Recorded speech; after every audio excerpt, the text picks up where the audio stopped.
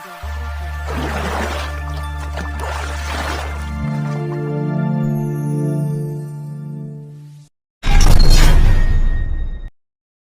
Kaisar Dewa. Episode 6. Lin Ningxian. Zhang Ruochen. Selir Lin dan juga pelayan Yun menggunakan transportasi zaman kuno yakni kereta yang ditarik oleh kuda bertanduk. Mereka meninggalkan istana Yunwu. Berbeda dengan kereta kuda pada umumnya, kuda bertanduk adalah sejenis binatang buas dengan tanduk di kepala. Kuda-kuda itu terlihat seperti anak gajah yang memiliki tinggi 3 meter dan dapat bergerak 5 kali lebih cepat daripada kuda-kuda biasa. Kuda bertanduk yang kuat dapat berlari sejauh 3.000 mil per hari. Tanpa menyadari seberapa kencang kuda-kuda bertanduk itu berlari, tiba-tiba mereka menjadi lambat dan akhirnya berhenti. Setelah turun dari kereta kuno, Zhang Ruochen menatap ke arah dua penjaga gerbang istana. Di tengah gerbang istana itu tertulis dua karakter dalam huruf China yang berbunyi, "Kediaman Lin." Tentu saja ia terkejut sebab nama ibunya adalah juga Lin. Setelah melihat-lihat kemegahan dari bangunan tersebut, sepertinya keluarga Lin bukan berasal dari orang-orang biasa. Jika ibuku berasal dari keluarga terhormat, mengapa ia tidak mendapat dukungan dari keluarganya ketika ia ditimpa masalah sampai-sampai mereka terus menghinanya bahkan di kediamannya sendiri, kediaman Komandan Pangeran. Pasti ada cerita di balik itu semua. Sesaat kemudian, Selir Lin turun dari kereta kuno. Ia melihat gerbang istana yang menjulang tinggi, di mana ia merasakan dua sekaligus, perasaan akrab juga asing. Lalu ia berkata, "Chen Er, aku menduga bahwa kau sudah tidak sabar bertemu Ningxian. Sekarang, kau telah mendapatkan tanda suci dan ibu percaya bahwa kau dan Ningxian memiliki kedekatan yang spesial. Jangan sia-siakan kesempatan ini." Zhang Ruochen sama sekali tidak mengerti siapakah Lin Ningxian itu. Ungkapan yang dikatakan oleh Selir Lin dan pelayan Lin sungguh aneh. Selir Lin beranjak masuk, kemudian diikuti oleh Zhang Ruochen dan pelayan Yun di belakangnya. Biasanya ketika seorang selir datang ke istana pastilah ada pesta penyambutan atau semacamnya. Namun yang terjadi adalah seorang pelayan tua yang menyambut kedatangan Selir Lin dan Zhang Ruochen. Selir Lin dibimbing menuju ke ruang tengah istana oleh seorang pelayan tua dan meninggalkan Zhang Ruochen juga pelayan Yun di pintu luar. Terdapat dua penjaga yang menemani mereka. Zhang Ruochen merasakan bahwa ada sesuatu yang telah terjadi, tetapi ia kesulitan untuk mencari informasi atas itu. Untuknya, tidak ada lagi yang bisa ia lakukan kecuali diam. Pangeran ke-9, mengapa kau tidak menemui Ningxian? Ia mestinya berada di lapangan istana, tempat biasa anak-anak muda istana berlatih bela diri, kata pelayan Yun. Zhang Ruochen menjadi semakin penasaran dengan siapa gadis bernama Ningxian ini, sebab Selir Lin dan Yun berkali-kali menyebut namanya. Mungkin sebaiknya aku bertemu dengan dia, batin Zhang Ruochen. Oke. Mari kita pergi ke lapangan istana, Zhang mengangguk. Sampailah di dalam istana keluarga Lin.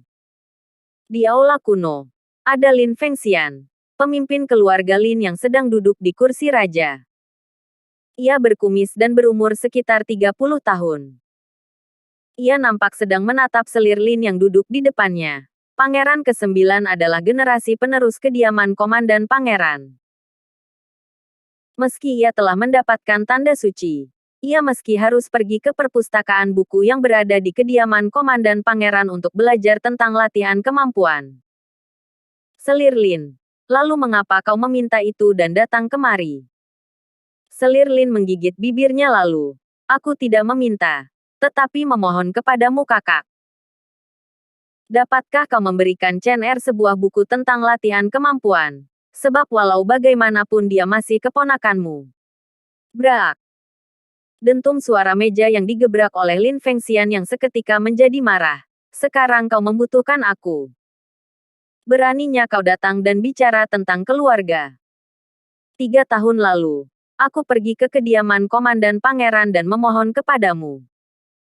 Mengapa kau tidak menolong keponakanmu, Chenyu? Kau tahu bahwa Chenyu adalah anak kandungku dan menjadi seorang jenius dalam keluarga Lin sejak 1 abad terakhir. Ia tentu akan selamat jika kau membantuku dan memohon kepada Komandan Pangeran. Tetapi kau tidak melakukannya. 3 tahun lalu. Aku, selir Lin tak kuasa meneruskan kalimatnya dan mulai menangis. Ia sungguh ingin menjelaskan apa yang sebenarnya telah terjadi. Namun, Lin Fengxian memotong ucapannya dengan berkata, "Pergi. Keluarga ini telah memutuskan hubungan denganmu sejak saat itu. Jangan pernah kembali lagi." Selir Lin. Bruk. Selir Lin seketika berlutut dan menangis tersedu-sedu. "Kakak, bagaimana bisa kau begitu tega? Aku ingin bertemu ayah. Ayah pergi ke Omen Ridge. Ia akan tinggal di sana selama 3 bulan. Kau tidak dapat menemuinya sekarang ini." Lin Fengxian berkata dingin. "Satu hal lagi. Pangeran ke-7 dan Lin Ningxian akan bertunangan dalam waktu dekat. Tolong katakan pada Pangeran ke-9 untuk menjauhi Ningxian mulai saat ini." Selir Lin menjadi semakin kalut. "Kau tahu bahwa Chen Er sangat mencintai Ningxian. Jika saja ia tahu tentang pertunangan mereka, betapa hancur hatinya.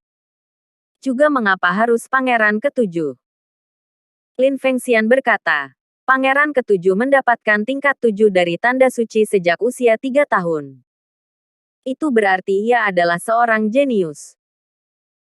Berdasarkan proses pengolahan bela diri yang ia lakukan saat ini, tidak ada satu ksatria pun yang mampu mengejarnya di Yunwu Commandery ini.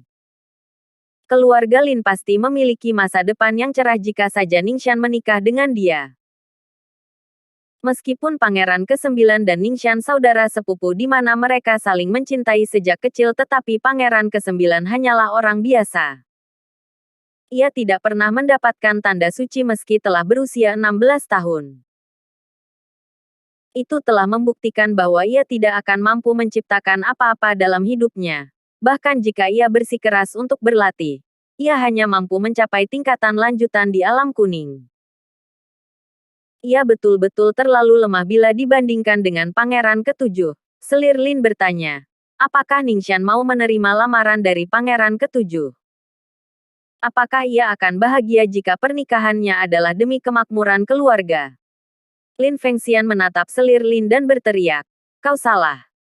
Itu adalah keputusan yang dibuat oleh Ningxian sendiri. Lapangan istana keluarga Lin sangatlah luas. Ukurannya separuh lapangan sepak bola. Anak-anak muda yang mengenakan jubah hijau toska dan tergabung dalam ksatria seni bela diri keluarga Lin. Mereka nampak sedang berlatih teknik bela diri di lapangan istana. Beberapa dari mereka berlatih teknik pukulan, teknik-teknik pedang dan yang terakhir, berlatih menggunakan broadsword.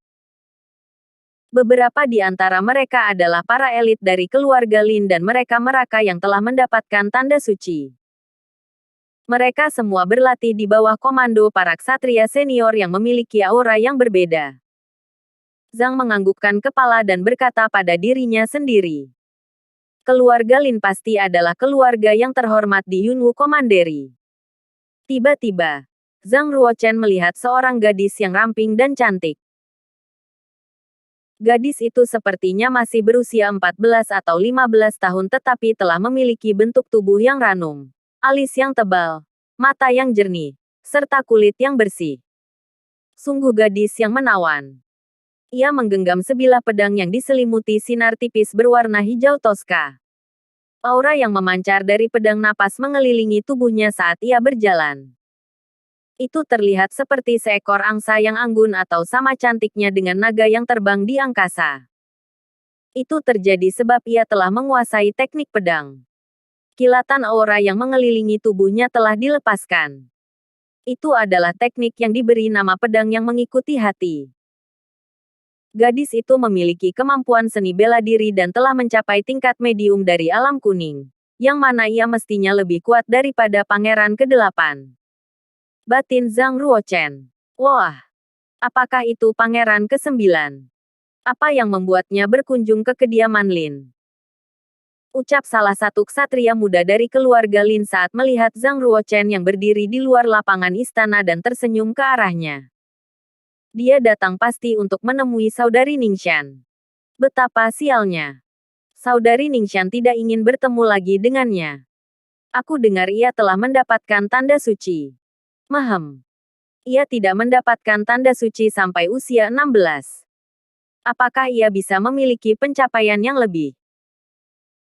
Jika saja ia bukan saudara sepupu Ningxian, ia sungguh tidak punya kesempatan untuk berada di sini. Aku dengar bahwa Ningxian akan bertunangan dengan pangeran ketujuh dalam waktu dekat. Sungguh pasangan yang sempurna. Hei. Bukankah pangeran ke-9 selalu mencintai Ningxian? Bisakah mau menebak seperti apa ekspresi wajahnya ketika ia mengetahui berita ini? Semua ksatria muda di keluarga Lin berhenti berlatih dan menatap Zhang Ruochen yang berdiri di luar lapangan istana. Mereka menudingnya, lalu mulai berbisik dan mencemoohnya. Lin Ningxian juga berhenti berlatih dan menatap Zhang Ruochen. Ia melambaikan tangannya sambil menyarungkan pedang splendor yang berukuran 5 meter.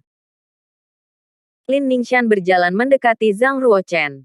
Ia menatap tubuh kurusnya dan berkata, "Kita lama tidak bertemu, saudara sepupu. Aku dengar kau telah mendapatkan tanda suci." Benar. Ketika mereka masih muda, Lin Ningxian dan Zhang Ruochen saling mencintai. Tetapi kemudian, Lin Ningxian telah mendapat tanda suci dan mulai menghabiskan waktunya untuk berlatih, di mana ia menjadi jarang bertemu dengan Zhang Ruochen. Setelah apa yang terjadi 3 tahun silam, ia tidak pernah lagi datang ke istana Yunwu lagi. Meskipun Zhang Ruochen sakit bertahun lamanya, ia tetap mengunjungi keluarga Lin untuk menemuinya. Meski dengan pertemuan yang singkat, itu cukup membuatnya senang. Seiring berjalannya waktu, ia semakin jarang berkunjung. Ia tidak pernah lagi menemuinya selama 6 bulan. Sebab Ningxian selalu berpesan pada pelayannya untuk mengusir Zhang Ruochen pergi. Ternyata ia adalah saudari sepupuku, sesungguhnya. Ini kali pertama Zhang Ruochen bertemu dan bertatap muka dengan Lin Ningxian di kehidupan yang sekarang. Maka ia tidak memiliki perasaan apa-apa terhadapnya. Lalu ia merespon Lin Ningxian dengan santai. "Benar, aku telah mendapatkan tanda suci." Tetapi Ratu berkata bahwa ini adalah tanda suci tingkat 0. Oleh karena itu, ini tidak ada apa-apanya bila dibandingkan dengan milikmu. Lin Ningxian mengangguk, lalu mengusap dagunya yang lembut dan berkata, "Kau telah menginjak 16 tahun. Mendapatkan tanda suci mungkin adalah berkah bagimu. Kau harus berlatih lebih keras. Meski kau tidak bisa menguasai tingkatan tinggi dari seni bela diri, itu tetap bisa membantumu meningkatkan daya tahan tubuh dan menyembuhkanmu dari penyakit. Untukmu, setidaknya kau masih bisa menjadi orang biasa." Zhang Ruochen terlihat sedikit sedih namun mengangguk. "Aku akan berlatih sekeras yang aku bisa untuk dapat mengejar ketertinggalanku atas dirimu." Lin Ningxian benar-benar tahu bahwa Zhang Ruochen masih mencintainya. Ketika ia mendengar apa yang dikatakan oleh Zhang, ia semakin yakin bahwa Zhang Ruochen masih sangat mencintai dirinya dan tetap berusaha mendapatkannya. "Baiklah. Saudara sepupu, proses pengolahanku telah mencapai tingkatan medium dari alam kuning. Di mana itu cukup dekat dengan tingkatan akhir. Maka sepertimu, kau tidak pernah mungkin bisa mencapai tingkatan medium. Sebab yang harus kau lakukan adalah berlatih tahap demi tahap. Kau tidak bisa berkata seenaknya dan berharap lebih dari yang kau mampu. Lagi pula, kau akan mendapatkan luka yang serius jika ingin menguasai itu," ucap Lin Ningxian. Sesuatu yang paradoks. Zhang Ruochen mengerutkan dahi. Lin Ningxian menatap Zhang Ruochen dengan simpatik. "Saudara sepupu, satu lagi. Aku berharap kau tidak sedih dan patah hati. Sebab dalam 3 bulan, aku akan bertunangan dengan pangeran ketujuh ketika komandan pangeran menyelesaikan proses pemurniannya. Itu akan menarik. Hehe." Semua ksatria muda keluarga Lin tidak percaya dengan ini. Mereka saling bersitatap satu dengan yang lain.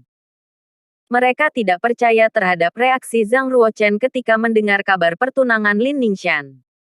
Terima kasih sudah mengikuti channel Wan dan Putra Orsia. Jangan lupa subscribe, like, and share. Tunggu episode selanjutnya. Salam silaturahim.